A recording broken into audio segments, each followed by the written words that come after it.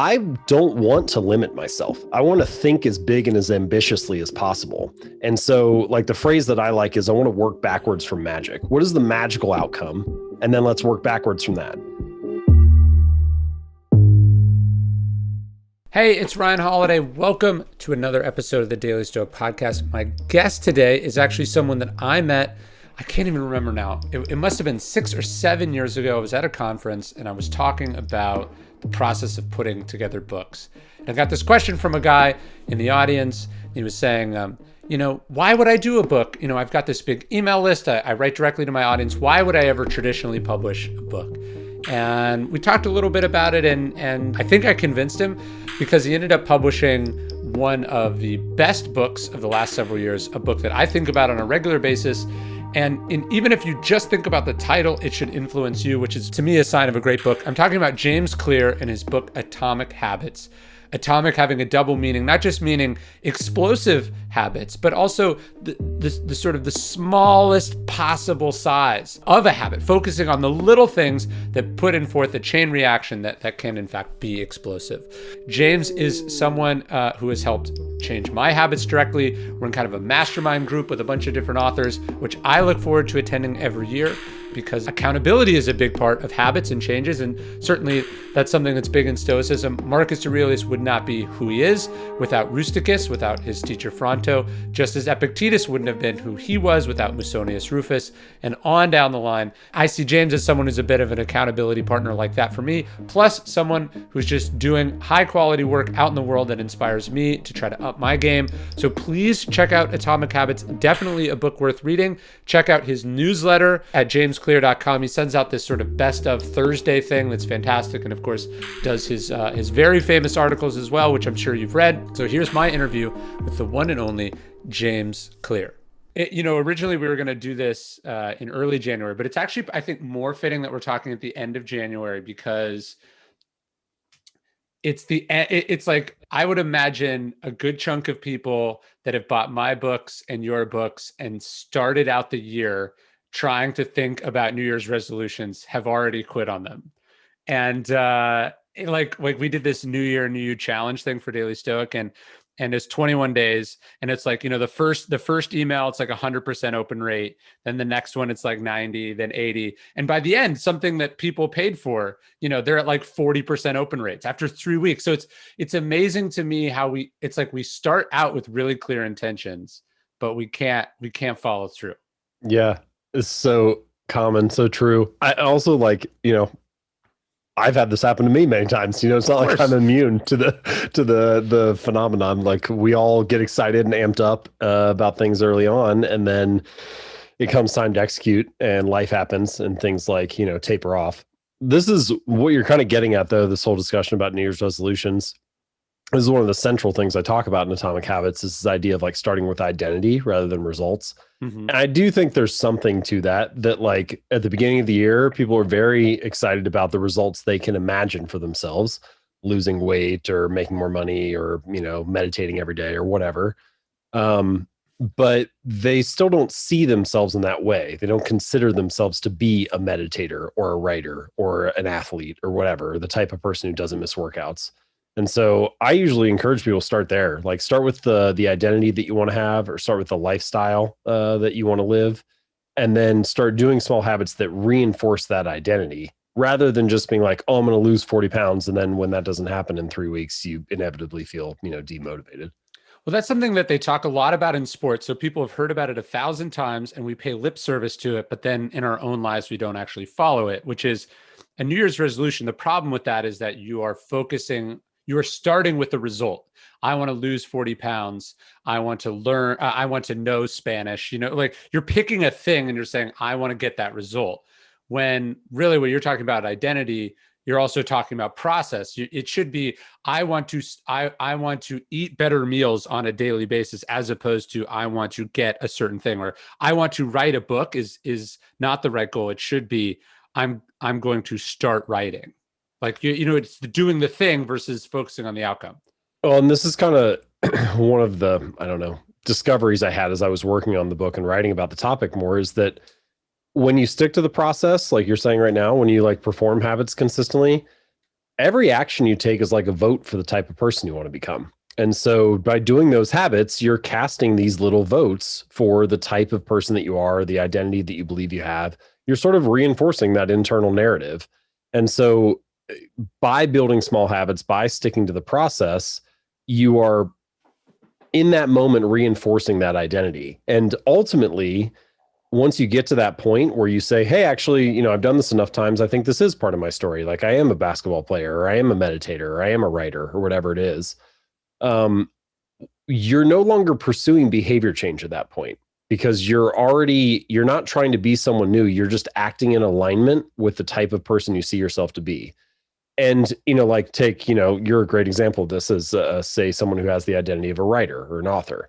Now, that doesn't necessarily mean the task of writing is easy for you or that it doesn't require any effort, but the act of writing every day is in alignment with how you view yourself. The internal narrative of I'm an author or I'm a writer, you're not like trying to convince yourself, or in the case of many habits or New Year's resolutions, people say things like, I need to get motivated, or I need to get amped up, or like I need the willpower to do it. And like, you don't necessarily need to get motivated to be a writer. You already view yourself in that way. Now you still need to stick to the habit. You still need to do the work, but I think it's the work takes on a different characteristic at that point, once you start to identify as the type of person who does that consistently. And it's sort of paradoxical. So I get why it's hard for people to understand. Like you hear Bill Belichick or someone talk about the process, and you're like, but you've won the most games out of anyone. Or in Zen and the Art of Archery, he talks about, put the target out of your mind. What's the point of archery if you're not aiming at the target, right? So it feels insane, and that's probably why people have resistance to it. And I think where I've come down is like, okay, obviously having goals is better than someone who has no goals. But then it's like, once you have the goal, philosophically, you get to a place where the goal becomes not important. So it's a weird contradiction that you're asking people to wrap their heads around. Well, and I kind of feel like if you really care about the goal, you'll focus on the system. Like if you actually care about getting the result, which supposedly is what we all are doing this for, the archer is trying to hit the bullseye, the football player is trying to win the championship, and so on. Supposedly results matter so much, and we care so much about them. And this is coming, by the way, from someone who is very results oriented. Like I've kind of had to, like do therapy on myself or whatever to get myself to focus on the process more and not be so hung up on the outcome. But if you do care about the outcome so much, then you need to focus on the system and the process, because that's how you actually achieve it. And furthermore, being outcome focused will help you achieve a goal one time.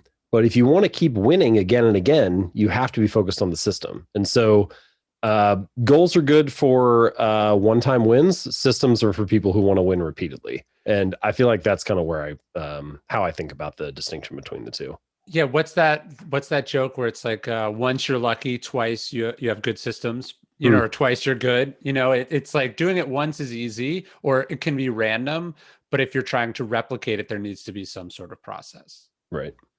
And I'd be curious too, as an author, like, again, this goes to the sports thing, is you want your book to be successful. No one writes a book and then they hope nobody reads it. But then they also, the place this process comes in. Marcus Aurelius talks about this. He goes like, sanity is tying your happiness to your own actions. Like if your goal on your book, you can't really have a system that guarantees you too much of the external results. Like you can't have a system that is going to make your book a #1 New York Times bestseller. You can have a system that should generate a good book. Right. You can have the system to focus on the parts that are in your control. And then you also have to get to a place where you write off the parts that are not in your control as being much less consequential. Yeah. I kind of think about it like you have things that you don't control at all, the weather, for example. Then you have things that you influence, but you don't control them. Like if you're playing someone in tennis, you can influence the outcome. You can't control how they play or where they hit their shots or whatever. And then you have things that you're like fully under your control, what you choose to wear today or whatever. And most of the things that really matter in life fall in the middle category. You can influence them, but you can't totally control them. And so at some point, at least for myself, like with writing Atomic Habits, I had to kind of be at peace with the effort that I put in or something. Like I didn't want to get to the end of it, depending on how you measure it, it took somewhere between 3 to 5 years to finish the book. Your whole life. And I didn't want to get to the end of that process and feel like I hadn't given the best effort I could. Now, hoped it would do well and hit a bestsellers list and sell a bunch of copies and all that, but I can't control that. But I just wanted to feel like I had influenced every bit of that process that I could. And then, then we'll see what happens. And, there's always something more you could have done, but I'm at peace with the effort I gave, and I feel like that was probably the most important thing for me. And then the fact that it has worked out well, just makes it all feel much better afterward. Yeah, that's the extra. But I mean, imagine if you'd gotten the results, but you knew that it wasn't as good. Like, like that's a weird position to be in that I've been in at different times in my life. And I'm sure you've seen it with articles or something where you did a pretty good job, but it wasn't like your best. Yeah. There's a weirdness to it. I mean, you still enjoy it. There's something about nice. There's something about the struggle that makes the outcome more, enjoyable. Like I think about, imagine if you had spent your whole career, you played football as a kid and through high school and college, and you're finally like the kicker on the Super Bowl winning team and you kick the field goal to win the game, and how that would feel after spending 25 years of your life dedicated toward that goal, versus being like a professional soccer player and then you retire and you're like, hey, you know what? I might try out for a team. And then turns out you can be the kicker, and then the starter gets hurt and you end up kicking the game-winning field goal in the Super Bowl. And it's like, it would still be really cool, but I don't know that it would be the same because you don't have the struggle before it. And so there needs to be some kind of, the height of your joy is tied to the depth of your sorrow in that sense. And the more effort that you put in, the better it feels when you do have some success. There's a story I just found, and you can't steal it because it's going to be in my next book. But Jimmy Carter was a nuclear engineer before he was a politician, and before he was a peanut farmer. But he went to the Naval Academy, and he was sort of up for this promotion as a naval officer. And he was interviewed by Admiral Rickover, who single-handedly basically invents the idea of a nuclear submarine. And anyways, he's in this long interview, and these are these notoriously like insane interviews. He was like a really difficult guy to please. And so he's asking Jimmy Carter about all his accomplishments. And he goes, how did you do in your class at the Naval Academy? And he says, oh, I was 59th in my class of 400, which is extremely difficult. And he said, how did you do on this posting? And he goes through and he's like sort of beaming, listing all his accomplishments. And Rickover looks at him and he just goes, did you always do your best? And he was like, he was going to be like, yes, look at all my accomplishments. And then he thought about it and he said, no, I didn't always do my best. And then Rickover just got up and left the room. And Jimmy Carter said the rest of his life was trying to provide a better answer to that question. And so it was interesting to me to go like, he'd had this incredible career as one of the top people in the Navy, top of his class. But as soon as he had to look at it from the side of like, was it actually the best he was capable of doing? The accomplishment became totally meaningless. And I think that's a good microcosm of life. Yeah, that's fantastic. That's a wonderful example of this idea. And it also encourages you to measure outcomes in a different way. Like we spend so much time measuring outcomes on how they are relative to everyone else. How much money am I making relative to the person next to me, or what is the number on the scale relative to the other people in, on the team or in my class or whatever. All these other things that are like status symbols of some sort. And this is like an internal measure, which is also interestingly, both of those are about feelings. One is about how you feel compared to others, and one is about how you feel with like your self-esteem and reputation with yourself. And I don't know. I think there's probably a strong encouragement to measure it more in the second way than the first. Well, it's funny because both our mutual friend Mark Manson and I used the story of Dave Mustaine in our. I did in Ego's the Enemy, and he did it in The Subtle Art. But here's this guy. He's the lead guitarist and founder of Megadeth. That seems like a great accomplishment. But in light of the fact that he was kicked out of Metallica, that's not an accomplishment. And it's like so many people would kill to have sold the amount of books that you've sold. But then you can, and if I had told you at the beginning of your book, this is what you're going to have, you'd be like, that's an unmitigated success.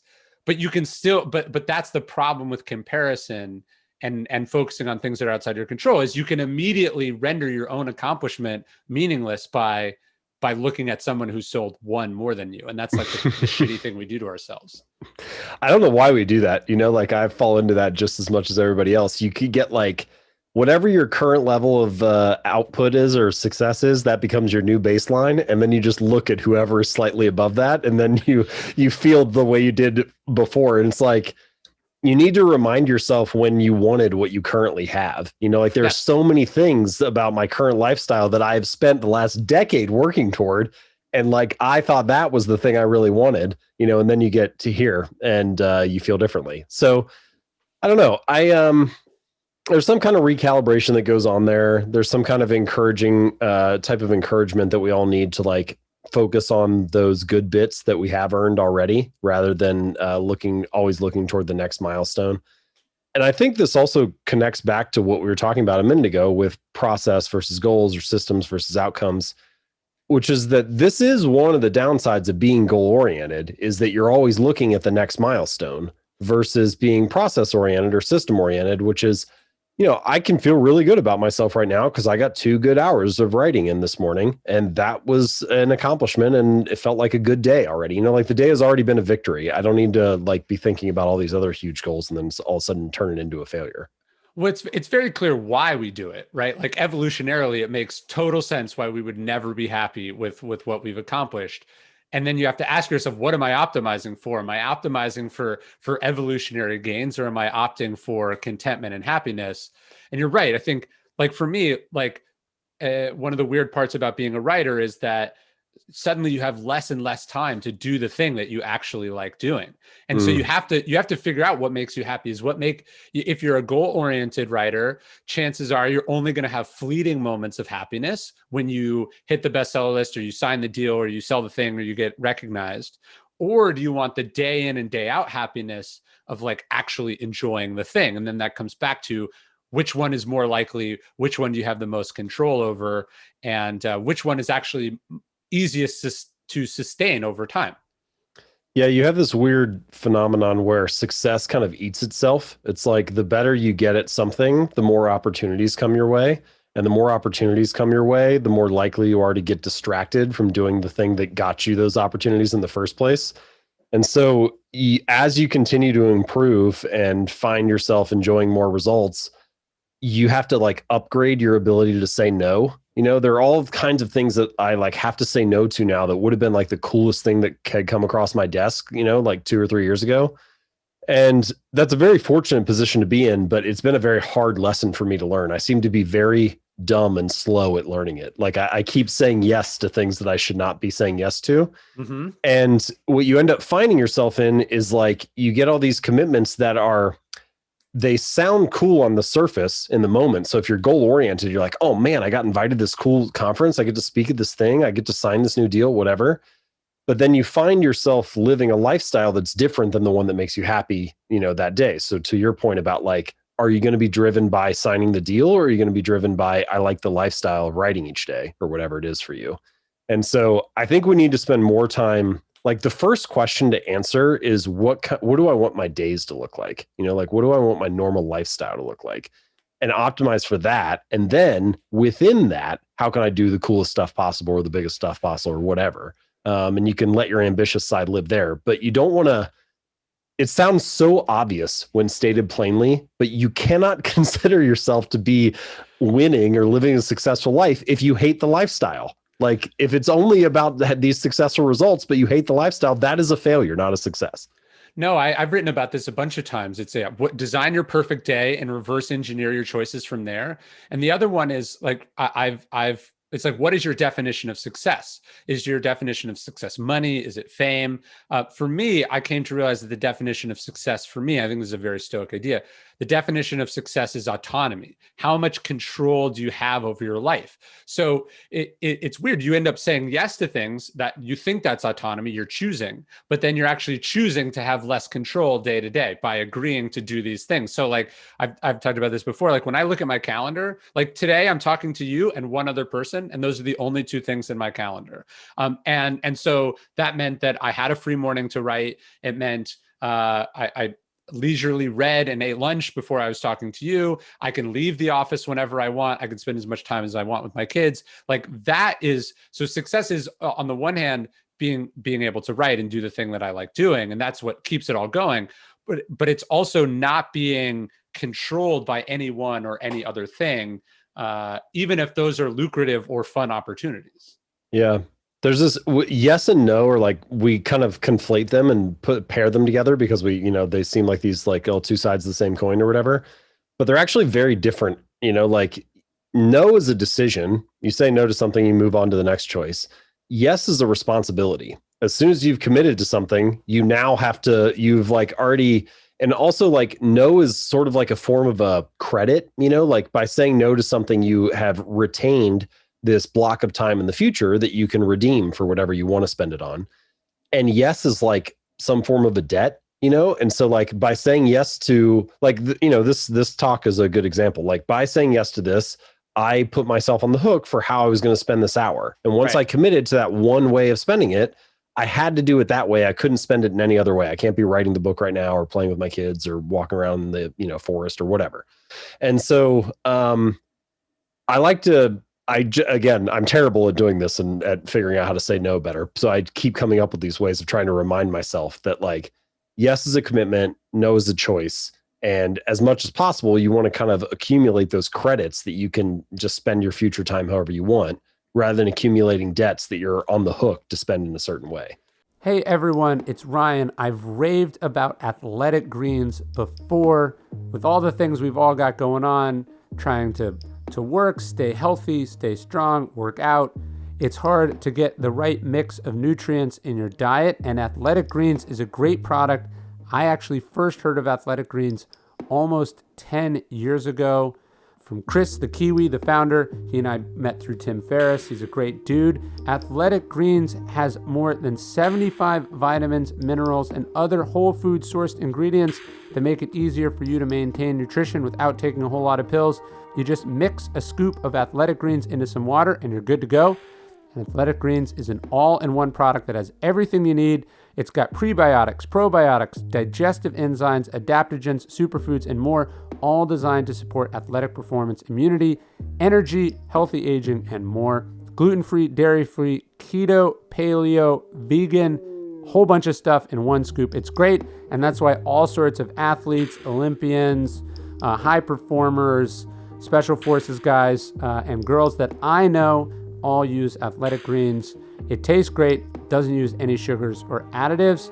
And right now, Athletic Greens is doubling down on supporting your immune system during the winter months. They're offering my audience a free 1-year supply of vitamin D. You'll basically never have to buy vitamin D again. Plus, you'll get 5 free travel packs with your first purchase if you visit our link today. These are great if you're competing in an event, training on the go, staying healthy while you're on a long drive or flights, and more. Simply visit athleticgreens.com/stoic.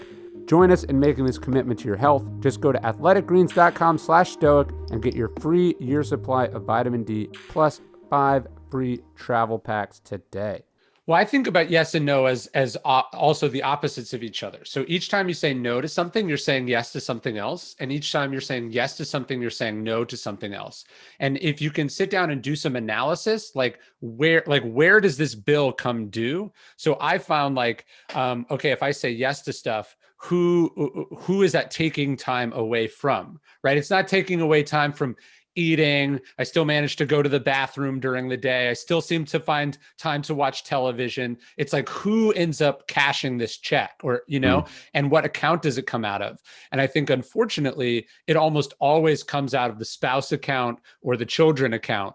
And then you have to ask yourself, are you really getting that return? So I think, for instance, I'm glad you did this with me, but I've scaled almost to zero the amount of podcasts that I agree to be on, because an hour is an hour and you can't do anything else, as you said. And also, and you talk a lot about this in Atomic Habits, which I love, is the way that different habits and decisions ripple out into other things. So I find, because I don't schedule stuff, now, like, let's say I agreed to do this conference call that could have been an email that honestly I shouldn't have been involved with at the beginning.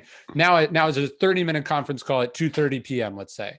Now my whole fucking day from the beginning begins with the recognition and the acknowledgement that I have to do a thing at 2:30. And now the entire center of gravity of what should be a day that's mine is pivoting around this thing that I don't want to do to begin with. Yeah. Not only you're spending the 30 minutes on it, you're also planning the rest of your day around it. Yeah. Right. I think now it's I even can't go deeper home. than what you said too about like the opposite where, you know, like when you say yes to something, you're saying no to something else. Even more so, when you say yes to something, you're saying no to everything else for that time slot. And when you say no to something, you are saying yes to the option for pretty much anything else. So like one is retaining multiple pathways and the other one is closing every other pathway. Right. And so there's, I think the punchline here is the value of saying no is higher than probably we appreciate. And hopefully I can get better at it. Well, because what you're saying yes to is also the least, what's the word? You're saying yes and you're paying the highest price. So like when you do buy something or you don't buy something with money, it's one thing. But when you say yes and then you pay with time, you never get that time back. And it's interesting. Seneca talks about how intensely protective we are of money and property, and then time, which is the most rare of all the things. We're willing to be like, well, I don't want to, like, if someone's like, can I have $10? You'd be like, can I give you $10? I don't know. Yes or no. But if someone's like, can I have 10 minutes of your time? You're like, it's only 10 minutes. And which is such it's so insane that it almost defies explanation that we would be so casual with the one thing that we'll never get back. It is crazy. And like I said, I'm still learning this lesson myself, but, the other wild thing is that the way you choose to invest your time determines all the other resources anyway. So you can, if you're like, oh, it's, you know, just a little bit of time, I'd rather like, I'll use this time to, you know, get some money or whatever. Like you can just figure out how to get all of that stuff that you protect so dearly, just by spending your time in a better way. So it's the one thing that you have to optimize above all the others. Well, that leads me to something I was going to ask you. So obviously you think a lot about systems, you think a lot about process, a lot about habits, and then the pandemic comes along and it's the largest, I've called it this before, like the largest forced lifestyle experiment in human history. It just blows up everything. We thought about how you have to do this job or that job, how you have to wake up and live this life or that life. How have your habits and systems changed first, I want to know about the pandemic. Then I have another version of this question. But how has your life changed in the last 12 months, given what's happened? Well, Atomic Habits came out in October of 2018. So for the like year and a half after that, I was running it pretty hard. I had been traveling more than I ever had before. And I think the year after the book came out, I spent like, I added it up. It was something like 42% of nights in a bed that wasn't my own. You know, it was just way too much time on the road. And I love travel, but that was like definitely my ceiling. And so I still had all these cool opportunities and things coming my way and, you know, a bunch of, you know, whatever speaking requests and different things like booked when the pandemic hit. And so all that stuff, of course, got canceled and moved virtual and so on. And I was planning on slowing down or tapering it back, but I never would have slowed down to the degree that I was forced to. And I never would have done it for as long as I've been forced to.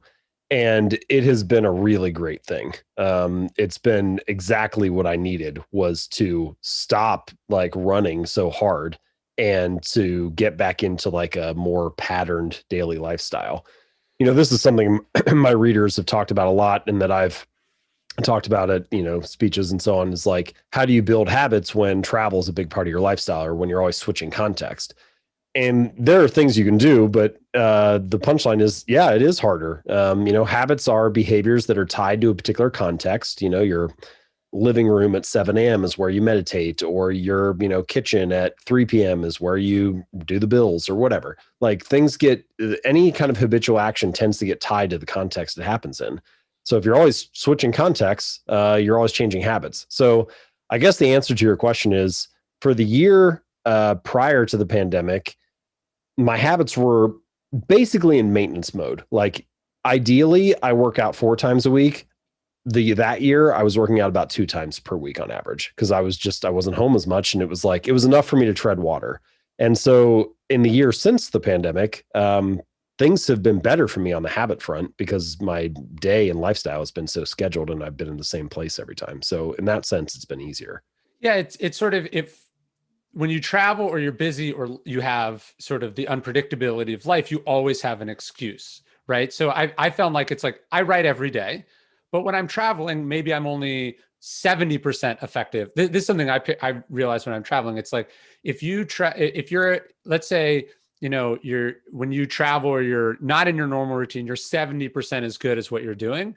That means that basically every 3 days, it's the equivalent of taking a day off. Right. And so it was occurring to me, I was writing every day, but I was like gutting it out. I was doing my habits, like white knuckling it. And then I did think I knew there was some cost, but I was massively underestimating the cost to creativity, happiness, exercise, diet, etc. That as soon as I was in one place, I was getting the full result. So I was like, you're like, well, what happens to this income? What happens to all these things if you're suddenly in one place?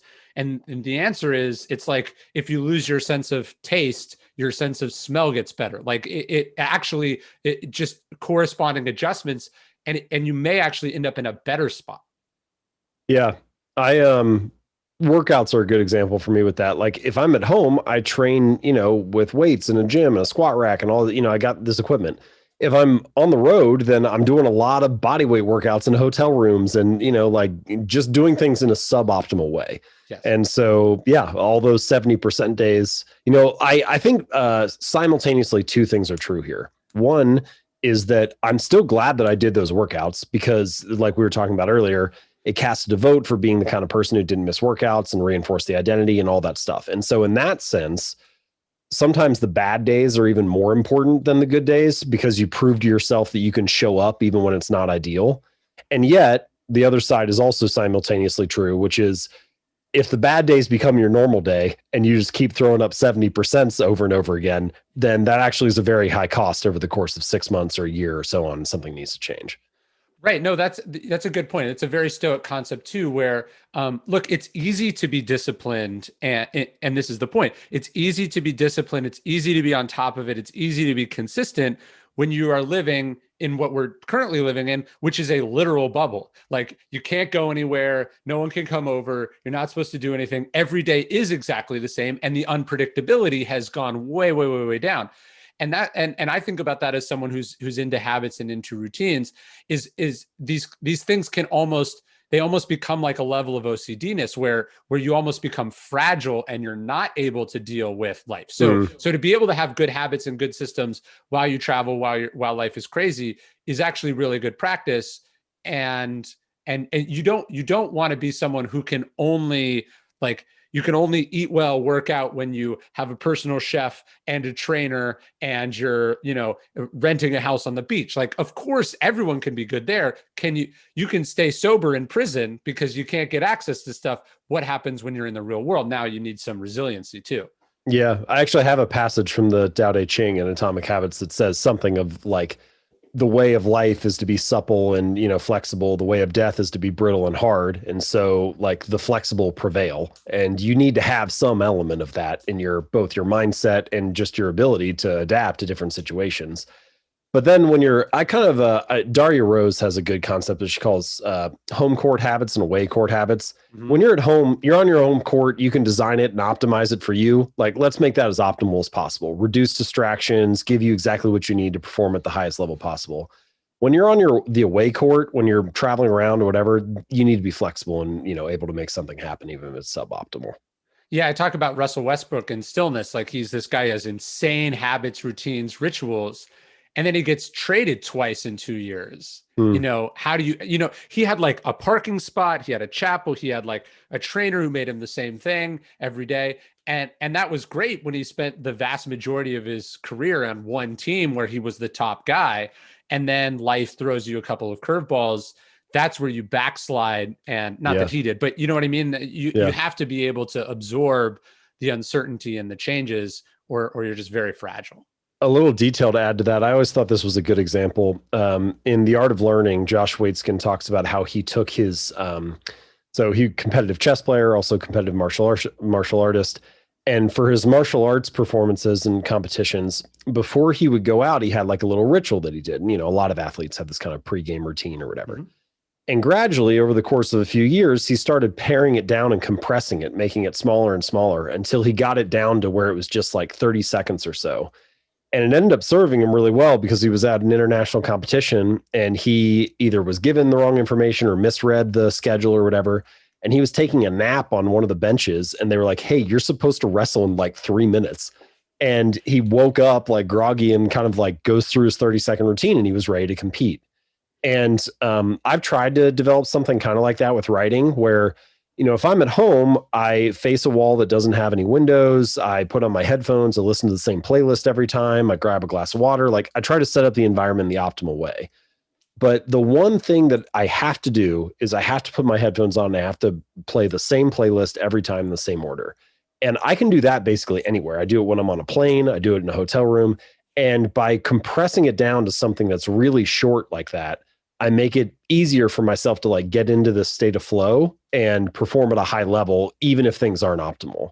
And so it's nice to be able to not rely, I think about like the Russell Westbrook example. I don't know what his routine is, but I'm like, man, if you have to go to the same chapel and park in the same parking lot and you've got to do all that stuff, it's actually kind of brittle. And so you need to be able to have like something that you can carry with you and utilize that to get into your flow state or get ready to go. And that leads me to my next question, which is, I know you became a father, and that sort of blows up your whole life, right? Like it just blows up your life in ways you can't possibly imagine. And so I'm curious, how have you kept those systems or routines, or what have you learned about habits and routines that maybe you weren't thinking about when you're writing this book? There's that expression. There's like an acronym that's like dual income, no kids. DINKS, I think is what it is, where you're just living the fucking life, And it's easy to be an artist or a creative person or have good systems when you're only responsible for yourself. Yeah, I just didn't try. I took 3 months off, and that was a huge benefit, just to be able to spend that time. There have been a lot of lessons, but I would say probably the two that come to mind immediately. The first is, for me, I've had to change the way that I write books. When I wrote Atomic Habits, I did it, I didn't have kids. It was kind of like this all-consuming project. I did it at all hours. It was like the thing that I thought about all day. I went to bed, I dreamt about it. I woke up, I worked on it more. Like it was just this kind of all-consuming project. And it's not possible for me to operate that way right now as a parent.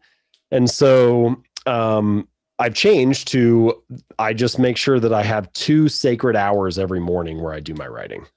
And so first, it's the first thing I do in the morning. Like I wake up, take a shower, get a glass of water, and then I do that.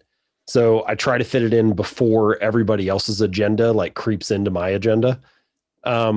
Secondly, I do that whole ritual that I just mentioned a minute ago about like, putting on my headphones, listening to music, etc. And the idea is by not facing windows, I reduce like just visual distractions. By putting on headphones, I reduce auditory distractions. And I want to just like live in the document basically for those 2 hours. And finally, I picked a length of time, 2 hours, which is long enough for me to actually get into the work and actually get something done, because you kind of have this startup cost with any creative work, but short enough that I finish the session and I feel energized, good, and I can go to sleep and wake up again and I know that I can do it tomorrow. So in other words, I'm not trying to do like 6 hours of writing, because then like I don't know if I could actually do that again the next day. It's also a reasonable amount of time to ask for, right? So I would point that out, because lots of people who are thinking about doing their first book or thinking about some project are like, I can't dedicate myself totally to do something, but it's like, it's not impossible to carve out 2 hours. That's waking up an hour earlier and, staying up an hour later, let's say, or that's hiring a help for 2 hours, or that's just asking your spouse or your partner to take over for 2 hours. It's not, what you think goes into being an NFL player. So it's not as insane as you think it is. Yeah. And, that's just what works for me. Like people can find whatever is sustainable for them. But that was the frame I had, was like, what can I actually sustain? And, Atomic Habits was easily the longest project I had ever worked on. And when you get on the other side of a really big project like that, you realize that you can do these big things, but you do have to show up every day. Mm-hmm. And so I knew that that was something that I could sustain and would actually show up, and that I just need to be patient and I know that the project will finish itself at some point. And I will say that is probably, there are many things, people like to criticize books as not being a great business model or whatever. I actually love books and think they're an amazing business model. But all of the great things that books can provide, there is one massive trade-off, which is that all of the work is up front. You have to do the reading, the research, the writing, prepare the marketing plan, record a bunch of interviews. You have to do all of that before you've even sold a single copy. Before you have sold even a single copy. Everything is, all that work is stacked up front. It's all delayed gratification.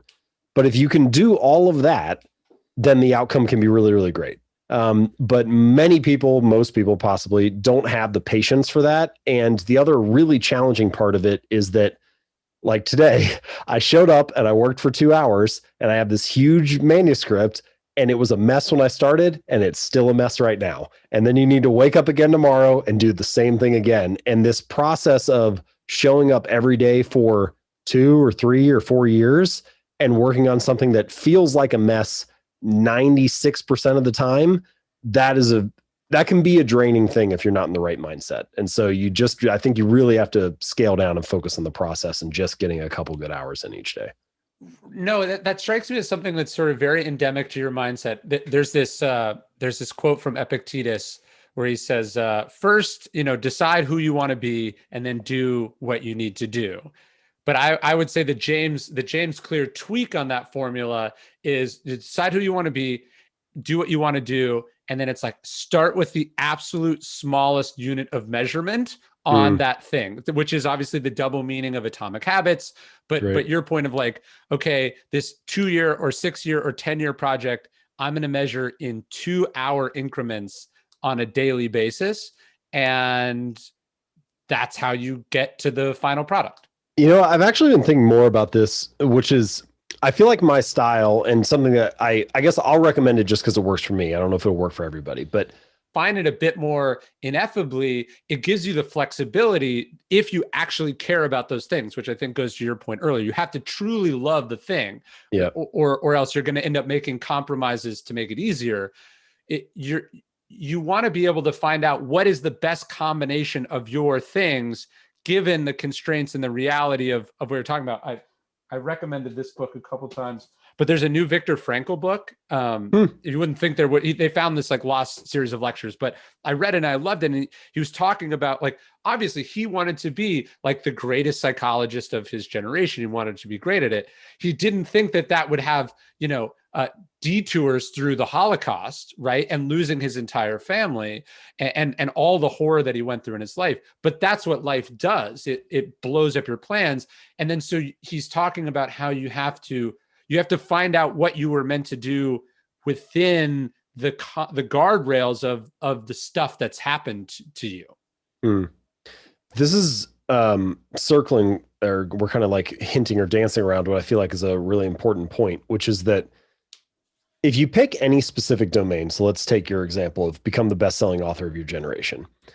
If you pick that, what's really tough about this, and this is particularly true for anyone who considers themselves to be an ambitious person or, to be driven. We live in a world of 7 billion plus people. And when there's 7 billion people, you're going to find a few who are willing to sacrifice every other area of their life to work on that one thing, whatever that particular thing is in your domain. And so this is challenging because if you're the type of person who is like, I'm really ambitious, actually, it doesn't excite me to be like, well, I'll just operate at the 80th percentile. Like, I'll just dial it back a little bit. Actually, you're like shooting for, the 98th percentile or whatever. Well, what you end up realizing or coming to discover is that you have to end up playing your own game. Like you have to end up defining your own rules, sort of the way that you did a minute ago, where you said, oh, I want to be a great author and a great husband. And, like you have multiple aspects that end up defining what success is for you. And you can be all of those things, but you just need to define it in a way that aligns with your particular values. And I think this starts to come back to a lot of goals and status metrics and things that we end up spending our lives shooting for are actually not your goals, even though you set them. They were inherited from something else. They were mimicked from society or copied from, the celebrities or the people around you or whatever, people that seem to have what you want. But the real work is to become self-aware and to ask yourself questions and revisit those questions again and again around what is important to me? What are my values? What does my ideal day look like? What do I actually care about? Who am I when I'm my best self? And when you start to answer those questions and have a more clear answer to what is it that I really want, then you can define your own game rather than getting trapped into some of these things where, you end up competing with people who are actually playing a different game than you, but you just didn't realize it. Well, the game is rigged, right? Let's say you want to hit the most home runs in the history of baseball, and you find out, oh, certain people are willing to cheat to accomplish that same goal. And so now your ethics and the goal are in conflict with each other. And this is why I think Meditations is such a fascinating book. You have Marcus Aurelius, he gets there. He becomes the most powerful man in the world, the thing that, a handful of people have ever done. And he just sort of immediately realizes that it's not that great, and it's just a job like anything else. And that it actually wasn't that fun to be Alexander the Great or Julius Caesar or any of these things. And so that's the problem is, you're in competition with people who, for whatever reason, maybe they had a crappy childhood, maybe something in their brain broke, maybe they're a sociopath or a psychopath who is not operating on. It's like you as a somewhat healthy person are subject to gravity and the realities of happiness and meaning, and you're in competition with someone who's not moored by those things, and you're now going to deprive yourself of happiness because they have one more or 10 million more than you.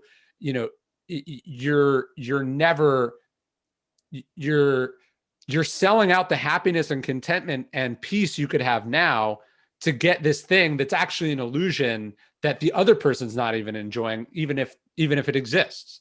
Which kind of circles back to a point you made early on, which is how can we have these internal measures of success rather than external? Because all of the stuff that we're kind of mentioning here is related to measuring yourself relative to someone else.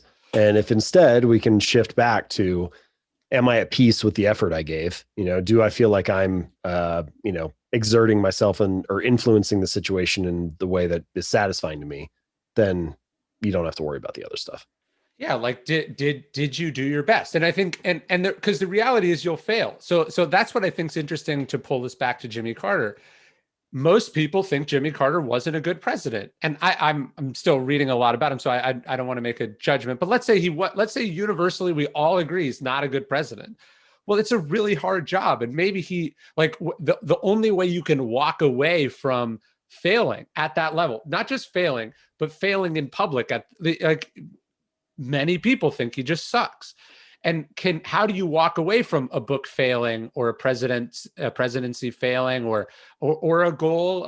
You wanted to lose 30 pounds by March, and you only lost 19, and you're mad at yourself. How do you carry on? You have to know that you gave your best. That's the only way. What if your book had come out the day of a terrorist attack, or my book had come out the day of a hurricane, and it just all got wiped away, and you lost that moment, and you didn't get it. I mean, that happens too. That's why I mean, there can be, it's harder to do it than what I'm about to say, but I do think there can be a simple philosophy that you can carry around, which is just have one good day.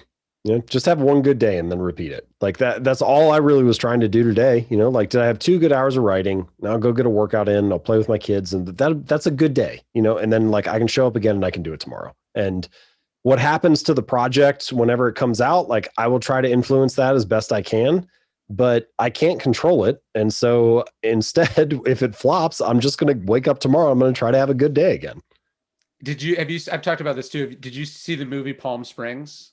No, I haven't seen it. It's so good. It's the perfect movie to watch during quarantine. But yeah, it's realizing I think that's what I've found during the pandemic. It sort of radically shrinks life as well. So yeah, you're like a good day followed by a good day, followed by a good day, and they all just blur together. And that's really all life is. Life isn't this place that you have to get or these numbers of things that you have to do. It's really like day to day, is it enjoyable? And how it's a little more Epicurean than Stoic, but sort of how do you get to a place where your day to day is good? Because the truth is life is made up of days. So why, and to go to the James Clear philosophy, why not go to the smallest unit of measurement and try to optimize it?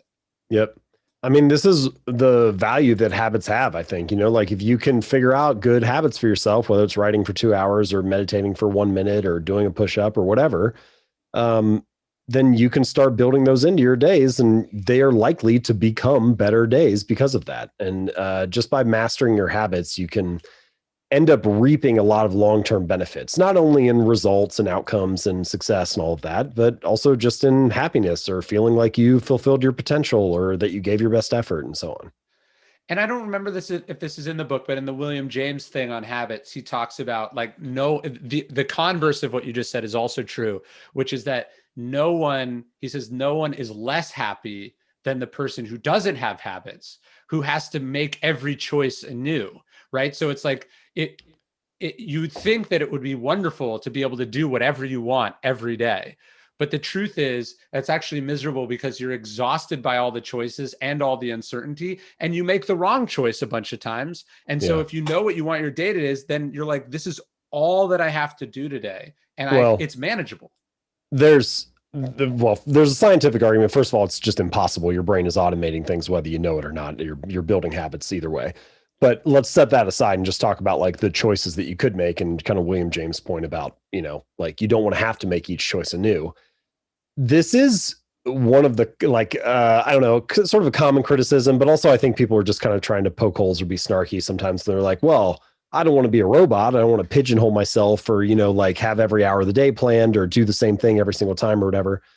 And like, first of all, just separate from that, I don't know anybody who actually is like that. Like, I don't know anyone who actually can live life that way because life doesn't work that way. Every day, like introduces other emergencies and things like the idea that it kind of reminds me of people who are like, well, I don't know if I want to lift weights because I don't want to get huge like a bodybuilder. And I'm like, it does not happen that fast. Trust me. I've been trying to make it happen that fast for like 10 years and it still doesn't work that quickly. So cross that bridge when you come to it. Yeah. But the truth is what you're kind of similar to what you're mentioning. Habits don't restrict freedom. They create it. It's usually the people who have the worst habits that actually have the least amount of freedom, right? It's like the people who have the worst like knowledge and reading and learning habits always feel like they're behind the curve. People who have the worst financial habits always feel like they don't have enough money or they're wondering where the next dollar is going to come from. People who have the worst health and fitness habits always feel like they don't have enough energy or, they aren't quite sure how they feel exhausted. They aren't quite sure how they can get it all done. So it's actually by optimizing your habits that you create capacity and space to have that additional autonomy and freedom. Like the fact that I wrote for 2 hours a day makes me feel really good about my productivity and I can move on with the rest of my day. I don't have to be working every hour because I know that I already got some good stuff done. Now I can, spend the rest of the day the way I want it. And so that's true for many things. You win early and then the rest is extra. Right. Yeah. I love it. Well, thanks, man. I don't want to take up more of your time. I know we both scheduled an hour, so we'll give it and then we'll follow our own rules and move on to the next thing. All right. I love it. Thanks, Ryan. Appreciate it. Dude, I appreciate it.